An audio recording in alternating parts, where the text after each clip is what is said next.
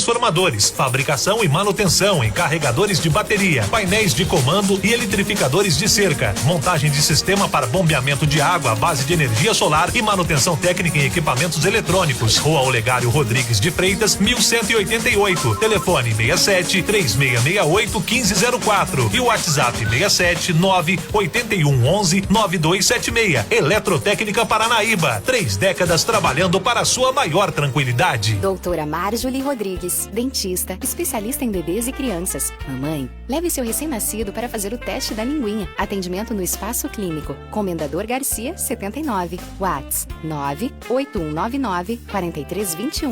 Nada é mais contagioso que um bom exemplo.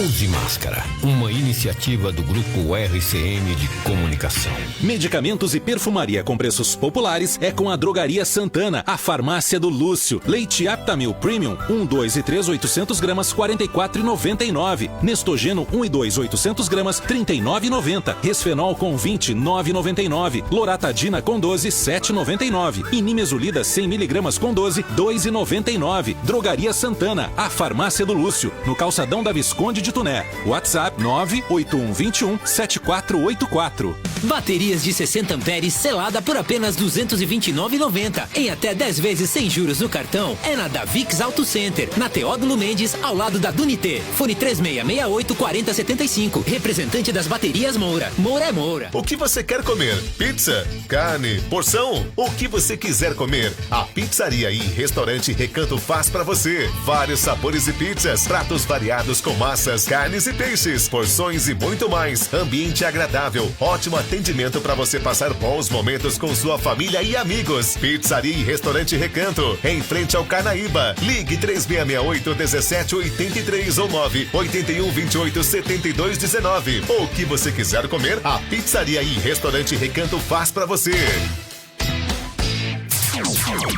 Sexta da Sexta. Só a cultura pra te dar uma cesta nada básica de presente toda sexta-feira. Sexta da Sexta. Pra participar, mande um zap pra gente. 992724655 com seu nome, bairro e a frase. Sexta da Sexta Cultura FM. Apoio a Trem Super, Rua Comendador Garcia, número 10.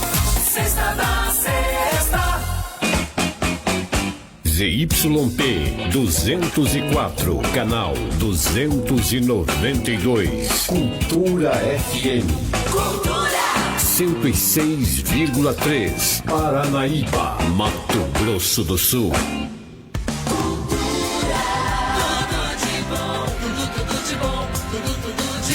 Bem, amigos da Rede Globo, estamos de volta agora também nas redes sociais. Você que nos acompanha pelo facebook.com/Cultura FM Paranaíba.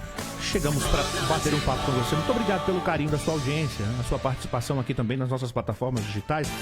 E a gente, claro, vamos deixar a modéstia de lado e vamos dizer que nós somos a maior página de Paranaíba. Podemos fazer nada, né, meu querido Alex? É o que é, digamos assim, né? Você está no 2 agora. Exato. Tô aqui no 2. É o que é, a Alex. melhor página de Paranaíba e claro, né, gente? Sempre com muitas novidades, promoções. Tudo acontece pela página da Cultura FM, nossas transmissões, os programas de conteúdo. Vale a pena você dar uma visitada aí, conferir. Show de bola. Curta hoje... também, principalmente. Exato. E hoje nós temos ele. Já tá na tela aí pra você, nosso querido professor Wesley Ricardo. Ele que vai contar pra gente aqui vamos bater um papo, né? Ou para os íntimos, Ricardo. Ricardo, para os íntimos, Ricardo. Já está aí na sua tela. Vamos bater um papo. A trajetória de menino pobre a diretor da UFMS Paranaíba. Estávamos batendo um papo aqui em off, que bacana, muita história pra gente contar. Você pode participar aqui no 992724655. Nosso WhatsApp tá à sua disposição pra gente trocar ideia. E vamos nessa, professor. Primeiro, muito obrigado pelo carinho da sua companhia, por ter aceitado o nosso convite. Você viu que sábado passado o Alexandre de Moraes tirou a gente do ar, né? Porque aquilo lá a gente acha que foi o Alexandre de Moraes, viu, professor? Bom dia, foi um boicote, né? Pode falar bem próximo do microfone, tá, né? Você viu, né? Tava marcado para sábado passado. E aí o professor chegou aqui. A rádio saiu do ar no momento que a gente tava falando sobre vacinas, né? Eu trouxe aqui um estudo do Conselho Federal de Medicina que estava não recomendando, por enquanto, a vacina em crianças. Aí, de repente, Acabou. Aí o professor chegou e falei, ó, o Alexandre não quer que o senhor fala não, professor. A casa caiu. A casa caiu, o negócio ficou assim. Mas que moto, hein, professor? Então, rapaz. Que moto, hein? Gente... Parece uma colheitadeira. Não, não é isso não. Isso é uma motinha pra gente dar umas voltinhas aí. Que bacana. Mas quem sabe na América do Sul, né? É mesmo? Você é meio estradeiro? Você quer correr o trecho? Eu só preciso ter o alvará. Tem que ter a liberação. Da patroa. Da patroa. Da patroa, né? Professor, mas por que eu falei da moto? Porque a moto, você bate o olho nela. Hoje, você com a moto daquela, fruto do seu trabalho, não tem como não lembrar, né? Da época difícil, da infância difícil. Moleque com pé sujo.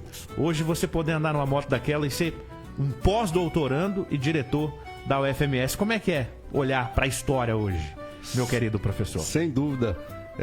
Eu costumo dizer que, às vezes, eu olho a minha história hoje, né? Tudo que eu conquistei, tudo que eu sou hoje, pai, professor, pesquisador, atualmente diretor, membro de um grupo da Igreja Católica, eu falo assim, as coisas não acontecem por acaso. Eu acho que tudo tem um sentido na vida e Deus vai colocando dentro do tempo dele as coisas de forma correta na sua vida, né? E às vezes a gente não espera, quando a gente é jovem, a gente quer tudo pra ontem, né? Quer que as coisas acontecem. E quando você estava falando da moto, eu lembro, estava comentando aqui com o Alex, quando eu era criancinha, jovem, eu lembro que alguns tios, o Margos, que deve estar lá no Maranhão, o Tati, o Finado Branco, um primo meu, tinham motos, né? E me carregava nessas motos. E eu lembrava que passava lá na BR-497, passavam motoqueiros lá. Aquele barulhão de moto, eu falei, cara, eu fiquei com aquilo na cabeça. Eu queria ter uma Aí quando eu tive a possibilidade, eu falei, cara, vou comprar a moto dos meus sonhos, né? Aí comprei a 7 Galo. O pessoal da mais antiga vai lembrar da CBX 750. A máquina. A famosa, a lendária 7 Galo, né? Aquela que não tem moto nenhuma que se aproxima do som daquela moto. Aquela moto, ela não tem um som. Ela tem uma melodia. Que é isso? Isso aqui é poético agora. Mas é lindona. Mas o povo que é apaixonado em moto fala mesmo. Imaginaste um dia chegar à direção de uma universidade? Porque nem professor você imaginou que seria. Exato. Hoje eu tenho 40 anos, né? Eu nunca pensei que eu seria professor, nunca pensei que eu seria diretor, que eu seria pesquisador. Foi uma trajetória difícil, a minha história de vida, né? Eu, em 1998, estava terminando o 2º grau aqui na Escola Aracilda e não tinha nem noção do que significava um curso superior, do que significava vestibular, não sabia nem o que era vestibular. E eu sou grato a algumas pessoas daquela época, especialmente da Caixa Econômica, né? Eu posso citar aqui o falecido Nelson Petri Torres, a Edna, o Aldair, tem outras pessoas também que na época me incentivou a fazer o vestibular.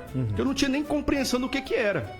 Então, a partir daquela decisão de fazer o vestibular, eu lembro que na minha época da Escola Aracilda, somente eu, naquela época, que passou no vestibular. E numa universidade pública, né? Na época que não tinha o FMS aqui em Paranaíba. Então eu fui para Três Lagoas e passei 6 anos em Três Lagoas trabalhando e estudando, né? Mas sem dúvida nenhuma. Né? Formou em administração. Formei em administração, sem dúvida nenhuma. Quando você fala que você não tinha noção do que era o vestibular e tal, é porque não fazia parte do seu contexto. Era uma família humilde, você estudava em escola pública, e o seu contexto ali não tinha esse negócio, meu filho vai ser advogado, meu filho vai ser médico, meu filho... Como que era? Era o dia a dia, você ia pra escola, assistia a aula, pais comia a merenda, jogava bola e ia embora. Que merenda, hein? Hoje eu tenho saudade daquela cascuda da escola. Aracilda é outro nível, meu amigo. Na verdade, os meus pais sempre me incentivaram a estudar, né? A minha mãe, o pessoal vai conhecer ela trabalha na Sanesul, a Cida, Maria Aparecida, ela é copeira da Sanesul. E meu falecido pai, o Jocelino, vulgo Pepé, trabalhou muito tempo na Matexul, na Jaú Madeiras, lá no Porto de Areia Santos. Me incentivaram muito a estudar. Mas naquela época, não se falava tanto da importância de se ter um curso superior. Você precisava ter um curso superior para crescer, para se desenvolver, né? Poucos conseguiam esse objetivo.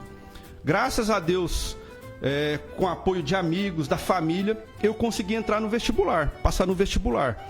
E na época, em Três Lagoas, o vestibular da UFMS tinham 4 redações. Eram 3 dias de provas e num dia você fazia 4 redações. Eu lembro que o curso de administração tinha uma concorrência de 4 candidatos por vaga. Eu fiquei, acho que, 24º colocado. Então ali eu falo que a minha trajetória pessoal e profissional começou ali.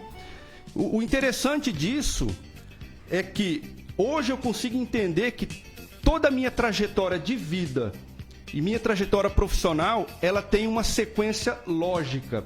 Talvez não lógica para as pessoas, mas uma sequência que Deus foi colocando você num caminho que naturalmente as coisas foram acontecendo. Por que eu digo naturalmente? Quando eu terminei a graduação com 23 anos, eu queria trabalhar, ganhar dinheiro, né? Eu vou ser administrador, eu quero trabalhar numa empresa, ganhar dinheiro. O cara, quando sai da faculdade, você sai pilhado, você né? sai louco para conseguir as coisas. A ansiedade a 1000. Só que as coisas não funcionam assim na vida. Tudo tem seu tempo. Então, como você vai entendendo as coisas de Deus, você vai naturalmente acontecendo. Quando você vai fazendo só pela sua cabeça, na sua vontade, as coisas não acontecem. Ô Wesley, você fala muito sobre Deus, né? Exato. E o ambiente acadêmico não é um ambiente muito receptivo com quem fala sobre Deus. Pô, eu sei, na minha época de faculdade, passei também um pouco pelos cursos de Direito, de Letras e tal, até me formar em Psicologia. E o ambiente acadêmico não é um ambiente muito receptivo com o público aí, com a galera que crê em Deus. Como é que foi o seu período de formação? Como é que foi a sua... ali no seu interior, digamos assim, né? Você como um cara cristão, porque você é católico, né? Isso. E ali num ambiente de faculdade onde há, sim, de uma forma velada que seja, uma certa perseguição a quem segue essa linha. Quando eu fiz graduação, fiz mestrado, fiz doutorado, pós-doutorado, sinceramente, assim, eu não... Era uma época diferente, especialmente da graduação. Era minha mesmo. Graduação em 2003. Não se discutia muitos assuntos que se discute hoje. Por exemplo, vou pegar um tema da administração, questão da sustentabilidade. Naquela época, década de 2000, não se falava igual se fala hoje o termo sustentabilidade. Hoje você pega um botequeiro, ele conhece, entende o que é sustentabilidade de forma bem abrangente e genérica, ele tem noção. Naquela época, não. Então, naquela época, eu não tive dificuldade em relação a isso. Até porque, naquela época, eu era somente um católico, vamos dizer assim, não praticante. Não existe católico não praticante. Ou é católico ou não é. Naquela época, eu não vivia com Deus. Eu não tinha Deus presente na minha vida. Eu posso dizer que naquela época, eu sofri 7 acidentes de moto. Nossa. Você tá brincando? E não morri, não quebrei nada. Por quê? Imaturidade, imprudência, ignorância. Sabe, eu tinha comportamentos naquela época totalmente diferentes do comportamento que eu tenho hoje. Comportamentos egoístas. Porque você é jovem com curso superior, você tem uma moto, você pode fazer isso, você pode fazer aquilo. Você se julga melhor do que as pessoas. Então eu vivia num mundo que o meu objetivo era ter as coisas.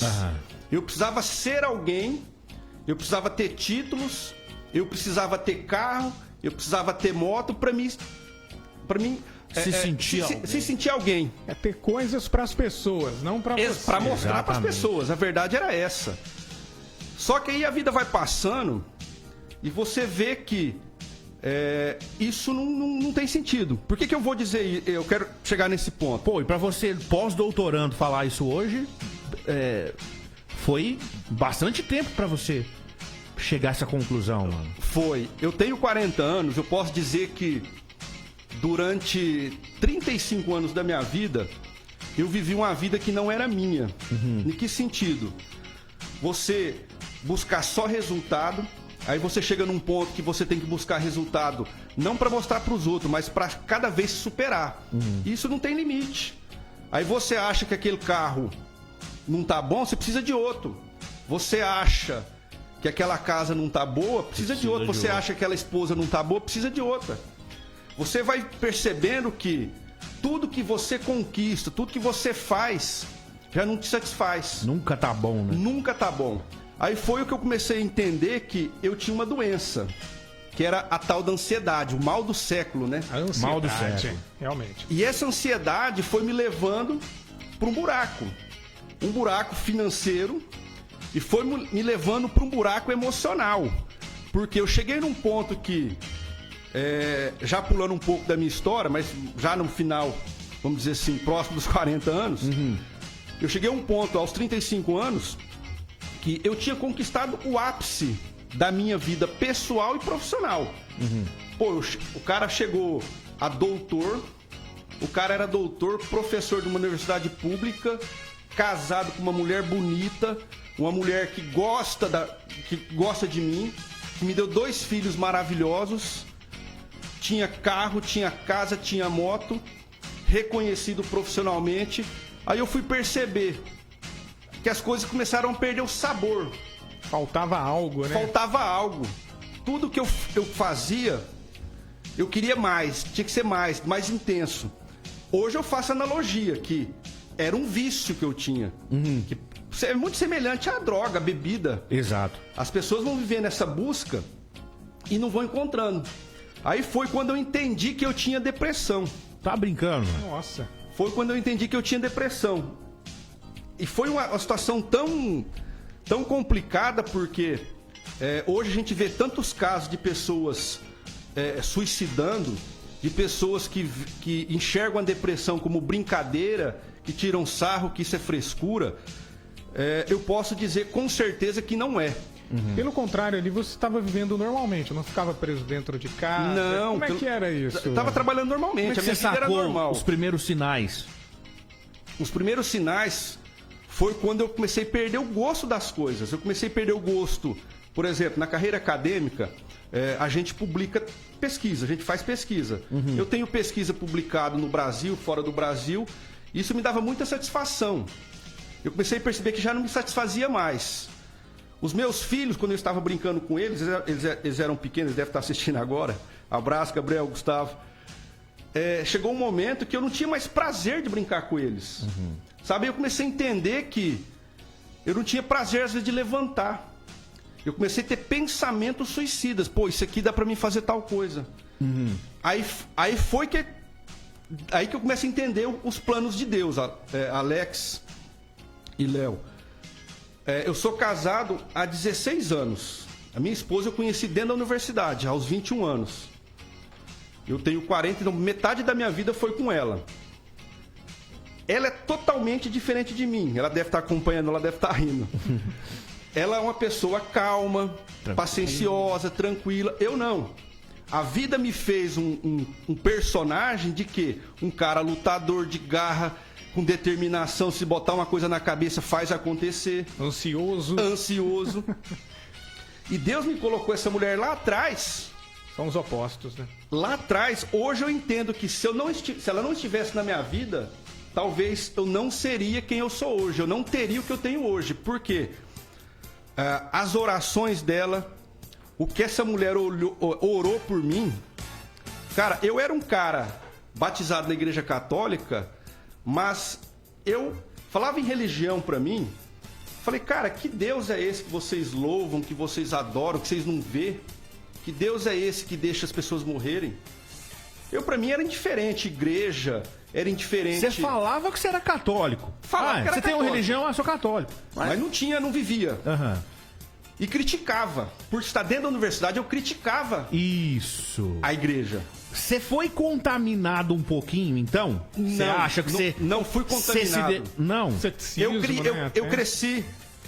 Eu tive, vamos dizer assim, pais católicos, minha avó muito católica, mas conforme você foi crescendo, você foi criando vontades próprias, você vai se achando o dono da verdade. Eu fui me afastando.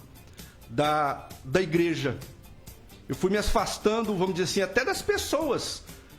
Eu vivia mais para mim. Eu não vivia para a família, eu vivia para mim, para atender os meus anseios, né? Isso foi me afastando. E quando eu vim trabalhar na universidade, eu vi as pessoas cristãs, eu pensava, eu não manifestava, porque eu tenho uma posição seguinte, cara, a minha opinião não é universal. Ela não é verdade única. Da mesma forma que a ciência não é verdade única. A ciência pode ser refutada. Essas pesquisas, a gente faz pesquisa com o propósito de receber crítica. A gente manda para um congresso, a gente faz pesquisa dentro de uns procedimentos metodológicos, mas é natural que ela receba críticas. Porque tem outros pesquisadores que vão trabalhar em cima. É a tese, a antítese Exato. E assim vai, né? Então esse é um processo natural que ocorre na vida, né? Então você não chegou a ser contaminado, mas você tinha esse questionamento em relação a Deus. E aí no momento que você reconheceu que você estava em depressão, o que você foi fazer? Como é que o Wesley reagiu? É interessante porque eu falo que Deus foi agindo na minha vida, hoje eu percebo isso. Em várias situações. Vou dar um exemplo único. O que explica eu estar na rodoviária de Santa Fé? Eu vim de São Paulo na volta do doutorado. O que explica chegar um mendigo, sentar do seu lado, começar a conversar. Eu, graças a Deus, eu não tenho acepção para pessoa, não tenho esse negócio de escolher. A gente começou a conversar, ele do nada, ele arranca uma Bíblia, fala assim, eu posso ler uma passagem de Deus para você? Eu falei, pode. Do nada, velho? Do nada. Começou a ler aquilo ali, cara, aquilo ali foi um tapa na minha cara. Que doideira. Foi um tapa na minha cara. Tem uma ex-aluna do curso de administração, que ela tá no Paraná, Maria Rosa, depois ela vai até ver essa live. Ela falava assim, professor, ela já experiente, né? Eu falava numa calma, professor, eu enxergo Deus e o Senhor. Eu falava pra ela, Maria Rosa, para com essa conversa, que Deus é esse? Eu falei, que Deus é esse? Outra situação, eu já tinha 7 galos, eu deixava a família que final de semana pegava a estrada a 170 por hora, 180 por hora, e principal, numa moto velha, uma moto que tinha 25 anos, carburada. Chegava o pau nessa moto para viajar. Eu saí daqui uma vez, 4 horas da manhã, 4 horas da tarde eu tava em Itanhaém. Rapaz. Junto com a galera rasgando essas Só o risco mesmo. Então, assim, não tinha muita preocupação com vida. Você era um vida louca. Mais ou menos. Só faltava aquele boné, a barreta. E puxar os braços. MC Wesley, quase. Então eu não tinha essa preocupação. Numa viagem dessa, pra você ver como que Deus age. Eu fui pra Rio Verde no encontro de motos. E eu conheci um cara chamado Michel. Abraço, Michel, depois eu te mando o vídeo. Esse cara, o testemunho de vida dele me tocou de tal forma, só de eu ficar na casa dele uma noite, conversando com ele, com a família dele, com as 2 crianças dele. Cara, Deus usou aquele cara pra me tocar. Eu cheguei aqui de tal forma que eu, com sede de Deus. Primeira coisa, fui comprar uma Bíblia. Então aí tem todo um processo, só pra chegar dar uma conclusão. A minha esposa chamou pra ir num grupo. O grupo ainda existe, é um grupo muito bom, que chama Casais de Deus, é um grupo da Igreja Católica. Acontece toda quarta-feira lá no patronato, né? O grupo estava começando, era na casa do Robinho e da Camila. Aí eu fui nesse grupo. Minha esposa sempre frequentou a Igreja Católica, tinha hábito. Eu não, eu vi o povo com o braço pra cima, cantando. Falei, o que eu tô fazendo aqui, cara? Que vida é essa? Que mundo é esse? Comecei a suar. Você só pensando nas motos. Não, eu falei, cara... Quero sair daqui, quero sair daqui. A vontade era assim, cara, eu me sinto um peixe fora d'água. Entendi. Só que Deus já vinha trabalhando em mim.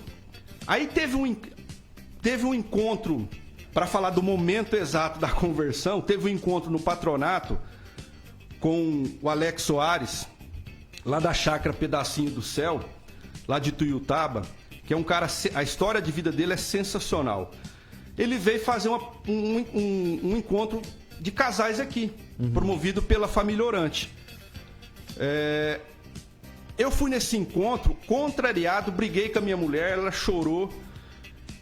E o que eu vivi dentro desse encontro cara, eu senti uma paz, uma serenidade que eu nunca tinha sentido na minha vida. Aí eu falei, cara, será que eu tô ficando doido? Aí voz na minha cabeça, será que eu tô ficando doido? Aí eu comecei a entender como que Deus age.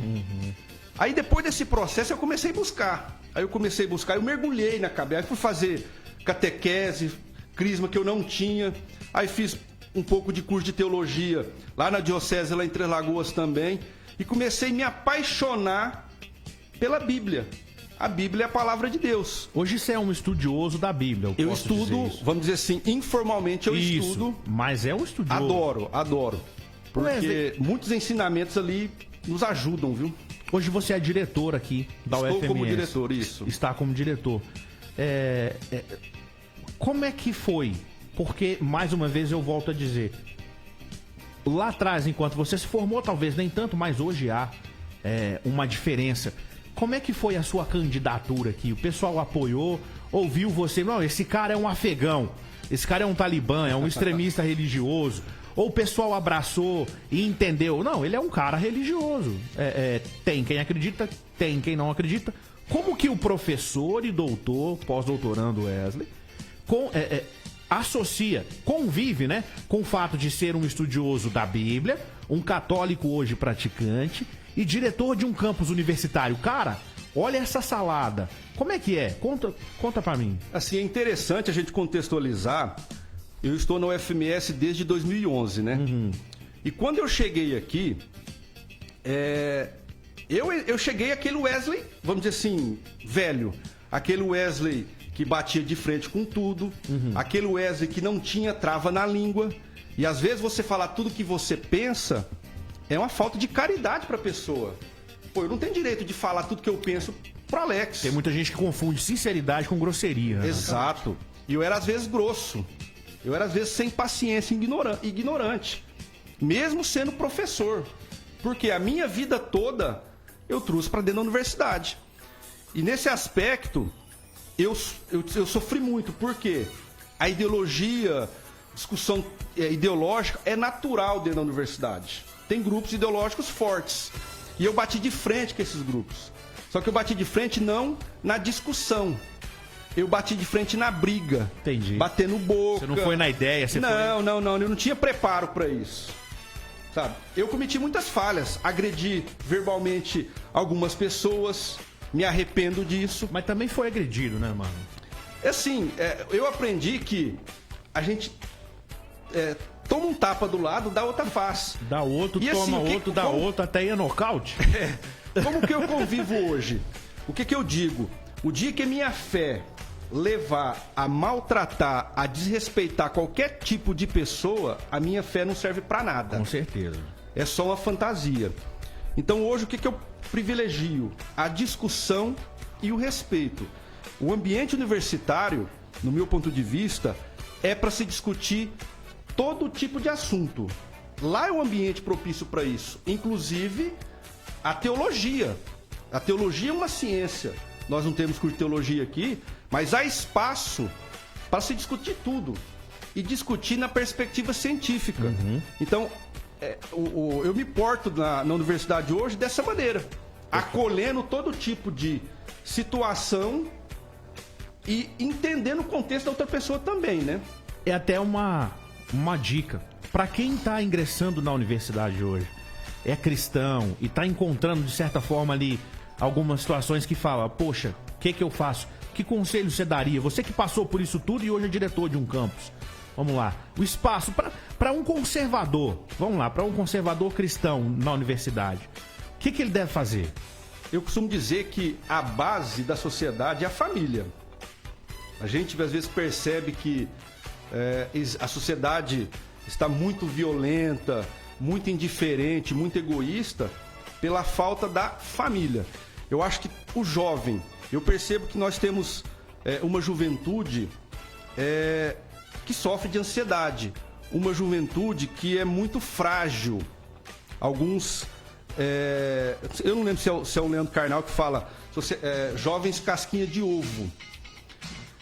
E assim, muito ansiosos, né? Essa geração Z quer as coisas para ontem. E quando as coisas não acontecem para ontem, quando as coisas não acontecem da forma como quer, sofre. O que eu recomendo? O Augusto Cury chama de síndrome do pensamento acelerado. Exato, a SPA. O que eu recomendo? Volta para a essência, volta para a família, conversa com o pai e conversa com a mãe. Eu acho que o principal é a gente não desgarrar da família. Eu posso chegar onde que eu for.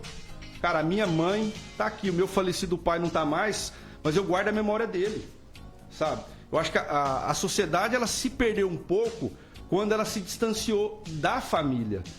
A família é o quê? O centro, as relações sociais de pai e de mãe. Hoje um filho não respeita o pai. Hoje o que a gente vê de casos de feminicídio, sabe? Isso é sinal de desequilíbrio. O que a gente vê de homens hoje desequilibrados no trânsito, dentro de casa, com os filhos. E se fala muito de curso, você vê na internet falando de inteligência emocional. O que é inteligência emocional? É você conseguir lidar com as suas emoções. Por que eu tenho que me estressar? Eu tenho que chegar bravo no meu trabalho, na minha casa, se um cara me fechou na rua. Pô, aquele cara não pode me afetar. Então eu tenho que conseguir lidar com as minhas emoções. Então, a sociedade hoje, a juventude hoje não consegue lidar. É meio de geração, né, Wesley? Porque tudo hoje é imediato, igual você falou, né? A molecada e os jovens de hoje, eles não estão preparados para lidar com frustração. Eu costumo dizer isso nos bate-papos aqui, eu já até falei sobre isso. A gente é de uma geração onde, se desse problema na televisão, você levava pra consertar, velho. Tinha o seu Zé eletricista, o seu Zé da eletrônica que consertava a sua TV. Tinha o João sapateiro que colava o sapato. Hoje não. Você compra outra TV. Sapato descolou, você joga ele fora, você compra outro sapato. Isso vem moldando personalidades. E a molecada e os jovens de hoje, eles trocam as coisas como trocam pessoas. Deu problema aqui no relacionamento? Tchau, não quero mais. É aquele negócio, a fila anda, né? E assim é no trabalho, assim é nas relações familiares também. Pô, minha tia tá me enchendo o saco, não vou mais falar com ela. E vai trocando, o negócio vai ficando muito imediato. É a geração TikTok, né? Vídeo curto, de 10 segundos. São momentos curtos e pequenos momentos. Os caras vão vivendo assim. E é o que você disse, falta essência, né, cara? Falta essência, mano. O negócio tá desse jeito mesmo, viu, bicho? Concordo com o que você falou. E a dica pro cara que tá na faculdade é essa, então. Volta pra tua essência. Exato. Interessante a gente falar de essência, né? Porque hoje eu posso dizer que eu trabalho, eu vivo pela minha essência. Eu descobri, tive a ajuda do Padre Joaquim, um abraço, Padre Joaquim, de descobrir que o propósito, a gente não busca, o propósito ele vem até a gente. Ou seja, o propósito ele vem a partir da sua essência, do que você é. Tem gente que nasce com talento para comunicação, tem gente que nasce com talento para cantar, para cozinhar, para abraçar, para acolher. Por exemplo, eu não tenho carisma de estar brincando. Eu não tenho não é da minha essência. Faço, brinco, mas não é. Então, assim, quando você se afasta da sua essência, isso seja pessoal ou profissionalmente, você vai fazer as coisas. Você vai ter que se esforçar mais para conseguir aquilo que você deseja. Agora, quando você trabalha próximo da sua essência, é aquilo que a gente fala, né? O trabalho deixa de ser trabalho e se torna prazer. Prazeroso. Wesley, você falou muito em família, né, cara? Como é que é a sua relação ali com a sua família longe da faculdade, né? Saindo desse mundo acadêmico. Como é que é o Wesley da faculdade e o Wesley da família ali? É interessante, porque minha família toda é aqui de Paranaíba, né? Parte um pouco na Aparecida do Taboado. Eu vou falar alguns personagens aqui, vocês vão reconhecer a minha família. Por exemplo, a minha tia é a Taxinha. Taxinha. A Taxinha, ex-esposa do Jataí. Poxa, velho. Jataí é um grande gente amigo. Boa demais. Os dois, bicho. Exato. Jataí é meu amigo também, pô. O Antônio, do Quésio. É irmão do meu falecido pai. O Martinho Neto. O Otorrino, meu primo. Poxa vida. A Lívia do Laboratório Palma, minha prima, irmã dele. Você é paranaíbense do pé rachadão. Exato, mesmo, do pé vermelho e do pé rachado. Caramba, que da hora. E assim, aí do lado da minha mãe, é a família do Nego Pato, lá do Goiás, da Ponte do Guilhermão. Tem aí o Noel, o Prego, são meus tios, né? O Tati. Tem gente que eu conheço de nome, assim. Então, assim, eu sou bem família mesmo, né? Hoje, o que acontece? A gente vive tão intenso do trabalho que eu percebo que aquelas relações que nós tínhamos antigamente, quando jovem, quando criança, parece que desapareceu, aquela proximidade, né? Os avós já estão velhos, por exemplo. Eu perdi o meu avô e minha avó do lado do meu pai.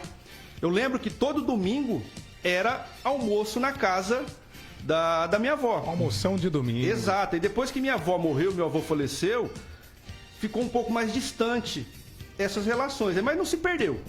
A gente vira e mexe, a gente está se encontrando dentro das possibilidades, né? Mas eu acho que a gente vive para isso, né? Para você criar relações. Eu costumo dizer que nas minhas aulas de comportamento organizacional, o ser humano é gregário. A gente precisa desse contato humano. Não dá pra gente viver sozinho. Então a gente precisa da família, a gente precisa de amigos, a gente precisa ter relações no trabalho. Imagina você passar 8 horas da sua vida num trabalho que o cara te trata mal, que o cara não te acolhe. É muito ruim isso, né? Não é fácil não. Wesley, e em relação a... Tá, beleza, hoje você está como diretor. Faz quanto tempo que você está como diretor? Vai ficar quanto tempo? E o que você tem desenvolvido ali? O que você tá vendo ali do nosso campus? Pô, rapaz, tem suor meu ali, viu, bicho? Eu sei. Tem suor meu ali. Tem viagem pra Campo Grande. Tem nariz de palhaço e a gente fazendo passeata na rua até ganhar o terreno. Prédio, né? Foi bacana. Eu sei dessa história. Então a gente tem que valorizar muito todo mundo que passou lá, né? Que legal. Eu falo que hoje nós temos uma estrutura dentro da UFMS, nós somos pequenos, nós temos 3 cursos: matemática, psicologia e administração. Final desse mês, nos próximos dias, talvez segunda, terça-feira, vai sair um edital da segunda turma da pós-graduação em administração. Que legal. Eu assumi o campus pouco mais de 2 meses, né? Teve uma eleição, graças a Deus eu fui bem aceito, bem acolhido pela comunidade. E nós temos esse desafio de levar uma equipe, tem uma equipe muito boa de professores e de técnicos, de levar essa universidade, levar o ensino, a pesquisa e a extensão num contexto de falta de investimento na educação. Há mais de 8 anos não existe investimento, recurso para investimento. Nós temos esse sonho da medicina veterinária e... Uma novela, hein? Que pé que tá, mano? Deixa eu aproveitar a sua presença. Desde que eu cheguei aqui em 2011 já se fala nessa veterinária, né? Não, e aí os políticos tiram foto falando que começa no fim do ano. Aí, não, começa ano que vem. Exato. Eu vi vários políticos locais, até nacionais, falando... Cravando, né? Cravando. E assim, o que acontece?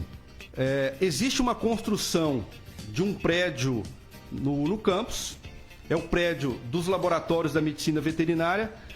O grande problema que a empresa que assumiu essa obra, ela quebrou. É uma empresa lá de Três Lagoas. Então a obra já era para estar finalizada. Caramba. A obra está parada. Que sorte. Levantou só os pilares do primeiro piso, não colocou laje e parou. Então, qual que é a situação hoje? Existe uma promessa da bancada federal de 35 milhões para o FMS, e parte desse recurso é para o curso de medicina veterinária. Entretanto, contudo, todavia, para sair da promessa e se efetivar o dinheiro no orçamento da UFMS, ainda tem alguns meses ainda para se passar. Mas você tá otimista? Eu tô otimista. Tem mais umas acredito. promessas aí.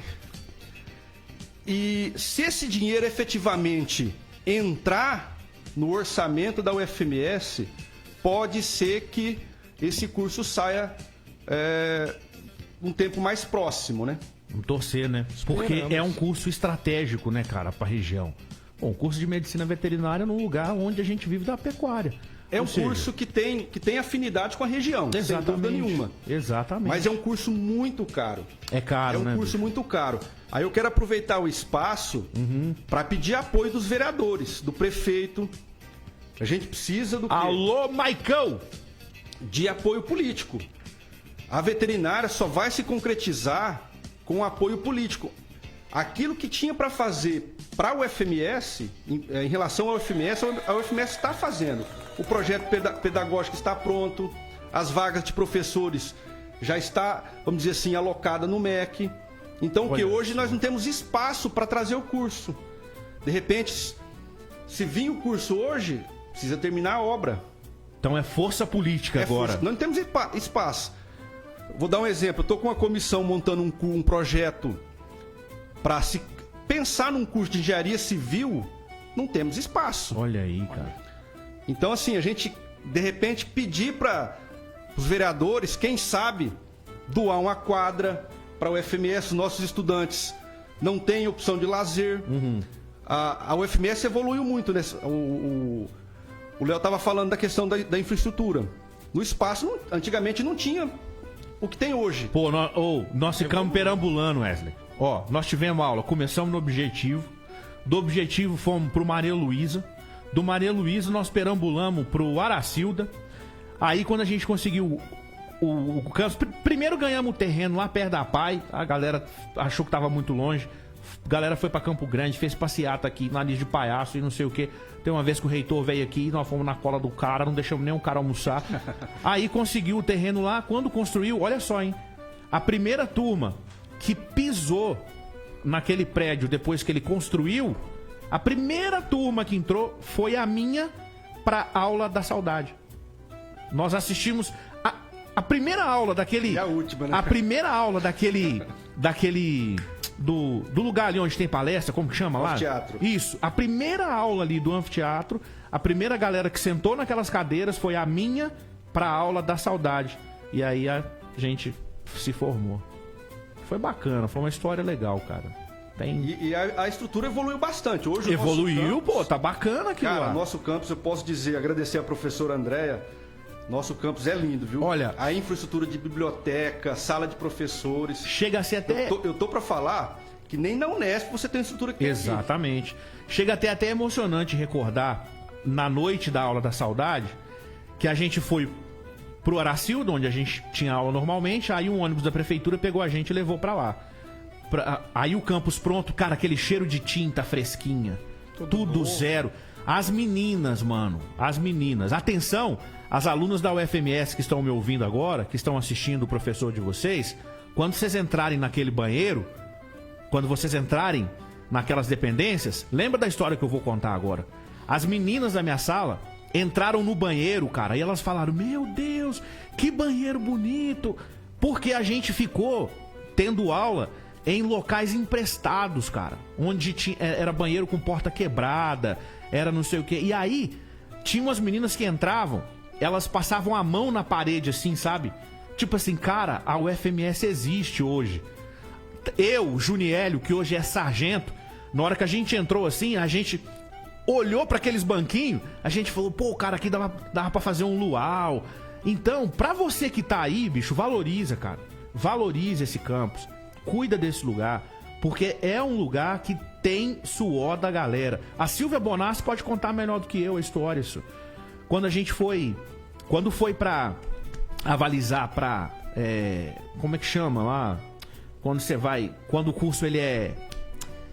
Reconhecido. Reconhecido. Quando foi pra reconhecer o curso de psicologia, cara, e a gente correndo atrás de imóvel pra clínica e não sei o que. Então, você que tá lá, valoriza, ajuda o diretor a cuidar daquele lugar, porque tem história. Por isso que eu fiquei muito puto da vida quando houve aquela invasão, bicho, e os caras começaram a depredar os negócios lá dentro, quebrar vidro. Nossa, eu fiquei muito pistola, velho. Fiquei muito pistola. Aí a gente fazendo umas matérias aqui, teve um cara que quis discutir comigo. Eu falei com ele, falei, ô, você não sabe a história do chão que você tá. Falei, você é tão revolucionário que você não sabe a história do lugar que você tá pisando. Aí foram contar pra ele que eu, Juniélio, Milane, a Japa, bicho, a Adriana Sato, todo mundo participou daquilo. Aí o cara ficou sem graça. Falei, bicho, isso aqui não caiu do céu não, senhor. Isso aqui teve gente que chorou, teve gente que... As meninas que eram mais emocionais Quando o reitor veio aqui, elas choravam, sabe? Pedindo pra que... E aí hoje tá lá aquela realidade. Então, é bacana contar essa história pra quem tá ali, pra saber que o negócio não caiu do céu. Não é tipo lá no criacionismo, né? Haja luz e houve luz. Não foi haja campos e houve campos. Aquilo ali custou suor, bicho. Então ajuda o professor aí a cuidar, né? E hoje o nosso campus é muito bonito, muito agradável você estar ali. À tarde, cara, o que tem de passarinho dentro do campus, né? Então, só que a gente precisa evoluir mais. A gente precisa dessa obra da veterinária ficar pronta. A gente precisa do calçamento da avenida, porque estudantes vão na rua, à noite. A lateral que passa nas margens da rodovia, até um tempo atrás não tinha iluminação, agora colocou. Exatamente. Tá na terra, os alunos passam ali. Cara, então assim, a gente tem uma situação boa, mas tem que melhorar sempre. Tem que melhorar. Sempre melhorar, né? Tem que melhorar. Wesley, pô, muito obrigado pela presença, o bate-papo muito bacana. Você vai voltar outras vezes, mas antes, só pra gente encerrar, quero que você me conte aquela história que você falou, porque a gente tava falando sobre essência aqui em off, né? Você hoje pós-doutorando, diretor de um campus, na cidade onde você cresceu empinando moto. Paranaíba. Moto não, bicicleta. Bicicleta. Quem empinava moto era o Zezinho. Empinando bicicleta, jogando bola, povão, né? E você se manteve assim. Me conta daquela história que você foi numa loja, cara, e você Perfeito. tava simprão, e aí olharam pra você... Não, esse cara não tem dinheiro. Não, essa história é bem interessante. Isso foi agora recente, vamos dizer assim, 6, 7 anos atrás. Eu já estava na UFMS. A gente fez um evento aqui de moto. Não sei se vocês vão lembrar. Na época o Pioneiro patrocinou. Lembro. A gente fechou o Carnaíba, o pessoal tinha bandas. Veio uma galera fazer manobra. Isso. Conseguimos na época uma tonelada e 400, uma tonelada e pouco de alimentos. Conseguimos a camiseta do Neymar autografada. Só que pra gente conseguir uma série de prêmios pra gente sortear, as lojas doaram.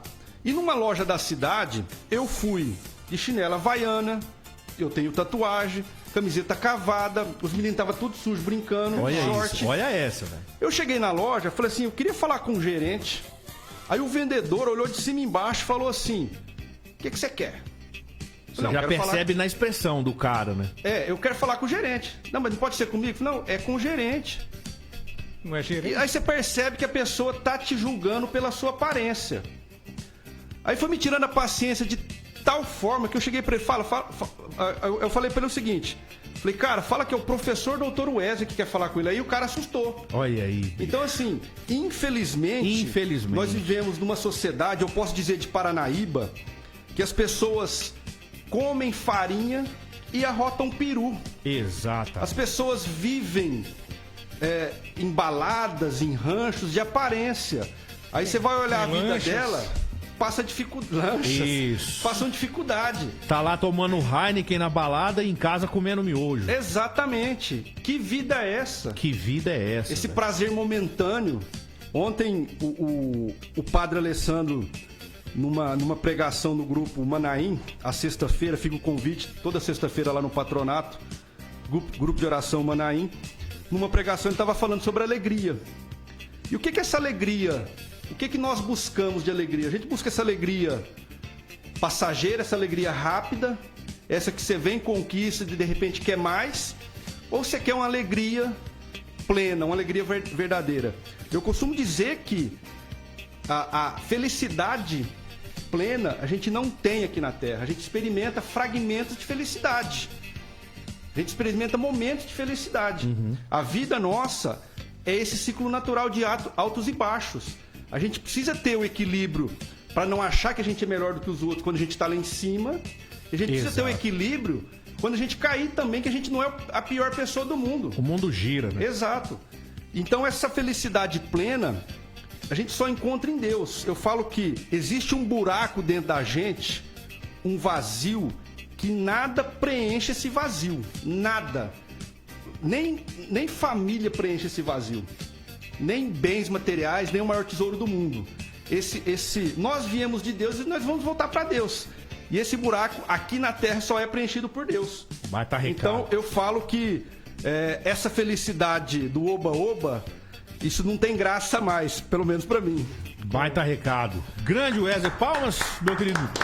Ô, Léo, Muito deixa obrigado, eu viu? Diga. aproveitar aqui só cortando. Wesley, você falou muito nas conquistas, enfim. Conquistava algo que você queria tanto, mas sempre queria mais. Hoje, na sua cidade, no curso que você ama, na universidade que você ama, a moto que você ama, a esposa, filhos, família. Tem algo mais ainda que você queira conquistar? Tem um desejo? Tem esse sentimento ainda, cara? Assim, se eu disser pra você que eu tenho necessidade de conquista, sabe, de conquistar algo, casa, carro, eu tô mentindo, eu não tenho. Hoje, eu tenho uma missão aqui nessa terra. Eu sinto prazer, eu sinto que eu me sinto bem quando eu realizo essa missão. E o que é essa missão? Eu utilizar os meus dons, as minhas habilidades que eu adquiri para ajudar as pessoas, para servir as pessoas. Eu preciso servir os funcionários da faculdade, eu preciso servir os professores, eu preciso servir os alunos, eu preciso servir a comunidade por meio da igreja, eu preciso servir a Deus. Então, a minha missão nessa vida é servir as pessoas. O dia que você vê, o Wesley está ostentando, eu não vou mentir, no passado eu ostentei sim, as coisas que eu conquistava era para ostentar. Eu achava que as pessoas gostavam de mim por isso. Por isso. Hoje não, hoje eu tenho as coisas, por quê? Para me sentir bem, para me dar prazer. Ou, melhor não, prazer não, satisfação. Por que eu tenho a moto? Wesley, precisa ter uma moto grande? Cara, eu preciso viajar. Tem gente que vai pescar e relaxa. Tem gente que vai jogar bola, tomar terelé e relaxa. Eu, estando numa moto, numa rodovia, sem pensar em nada, com vento na cara, me relaxa. Que bacana. É atravessar a América do Sul de moto, Wesley? Quem sabe um dia. Quem sabe um dia. Que bacana. Hoje você se considera, então, um cara, vamos lá, realizado. Sem dúvida. Você olha os filhotes, você olha a esposa, você chega ali no teu trampo, você fala, pô, Deus, valeu a pena. Sem dúvida. Hoje eu tenho prazer de ir trabalhar. Diferentemente do passado. Por exemplo, quando eu trabalhei no presídio, eu fui agente penitenciário, hoje é policial penal, aqui no presídio de Paranaíba por 3 anos. Você foi? Você trabalhou com o Edir, então? Trabalhei com o Edir. Quem mais que tá lá? O Tarso. O Zé Antônio. Zé Antônio, o irmão Zé Antônio. O Zé de Deus. O apelido dele. Gente boa demais. Gente boa. Então, naquela época, eu entrei para trabalhar no presídio, foi o meu primeiro concurso público que eu assumi. Eu passei em vários, né? O primeiro que eu assumi. Pô, na época, 2004, R$ 1.400. Falei, poxa, pra quem ganhava 200 conto. Rapaz, tô rico. Não, cara. Tô rico. Trabalhava um dia e folgava 3. Falei, tô no paraíso. Rico. Concursado, 1.400. Concursado. Trabalhava um dia, 24 horas, ficava 3 dias de boa, coçando, sem fazer nada. E rico. E rico, né? Fiz uma casinha de 3 cômodos na época, casei. Mas aí cheguei a fazer até especialização em administração penitenciária. Nossa. Sou especialista em administração penitenciária. Por quê? A minha ideia era aquilo ali. Falei, vou fazer carreira aqui, né? Mas aí a vida vai acontecendo. Minha mulher ficou grávida. Eu falei, pô, eu não quero que meu filho cresça nesse ambiente. Falando, mano, velho, truta, firmeza, pô. E aí, mano? Porque você adquire, você assimila a cultura daquele ambiente. Certeza, você tem que se amoldar ali pra Exato. Eu ia sofrer, né? Pra um evento no Carnaíba, eu ficava próximo à parede. Veiaco, né? Veiaco, esperando alguma coisa acontecer, né? Eu falei, cara, eu não quero viver isso não. Aí prestei um outro concurso, fui trabalhar como administrador na Unesp. Olha que legal. Trabalhei 3 anos, aí fiz mestrado, aí que eu vim pra cá. Mas interessante essa fase do presídio, as pessoas que me conheciam falavam assim, você não vai durar 3 meses no presídio. Por quê? Eu era muito explosivo, sem paciência. Para mim foi uma experiência extremamente positiva. Eu conheci a essência do ser humano. Moldou a sua personalidade. Sem dúvida nenhuma, me ajudou muito. Então, essa trajetória profissional, vamos dizer assim, ela gera um produto que é o Wesley hoje. E eu sou muito grato a isso. Teve alguma treta? Você tretou com alguém lá? Já teve algumas. Faz parte da rotina da cadeia, né? Eu imagino, pô. Já faz parte. Mas não é um ambiente agradável, não, de se trabalhar. Imagina, E hoje o cara na vida acadêmica. Na vida acadêmica. Você vê que... Pra vocês verem, né? Até as situações negativas que eu tive com meu falecido pai, ele tinha problema de alcoolismo. Até os conflitos na juventude com meu pai, até a vida do meu pai nessa parte negativa da bebida, pra mim foi lição. Hoje eu sou grato a tudo aquilo que meu pai viveu, de positivo e de negativo. Porque a história do meu pai me fez quem eu sou. A história do meu pai de dificuldade me fez um cara com determinação. Pois é, né? É um cara que se eu botar uma coisa na cabeça, as coisas eu vou lutar pra acontecer. Tem uma galera aí que fala que se você não tiver uma infância legal, você vira bandido e aí a culpa é nossa. Não necessariamente. Tudo é uma lição, gente. Companheiro. Wesley, muito obrigado pela presença. Viu? Deixa um recado pra quem tá assistindo a gente aí, quem tá ingressando na vida acadêmica, nesse pós-Satanás 19 aí. Deixa uma mensagem do cidadão Wesley hoje, pra quem tá ouvindo. Eu quero deixar uma mensagem, não só pros estudantes, né? Pra todo mundo, pra sociedade de forma geral, que hoje a gente só consegue transformar uma sociedade, a sociedade só consegue evoluir por meio da educação, por meio do ensino. A gente precisa valorizar os professores do ensino fundamental, do ensino médio, precisa zelar das escolas públicas, a gente precisa investir na educação. A gente só consegue mudar um país, mudar essa cultura do jeitinho brasileiro que nós, até um passado, a gente vangloriava. A gente só consegue mudar isso na educação. Então a gente tem que pensar na política, uma política que não só valorize obras, mas que valorize investimentos em saúde, que valorize investimentos em educação. Somente assim a gente vai conseguir ter uma sociedade melhor, mais justa, mais fraterna. É possível, né, Wesley? Sem dúvida, eu acredito. Batemos um papo aqui então com o diretor da UFMS, professor Wesley. Muito obrigado. A entrevista fica ao vivo aqui nas nossas redes sociais. Ele vai voltar em outras oportunidades. Para você que tá aí, não sai daí, tem prêmios ainda no Tudo de Bom.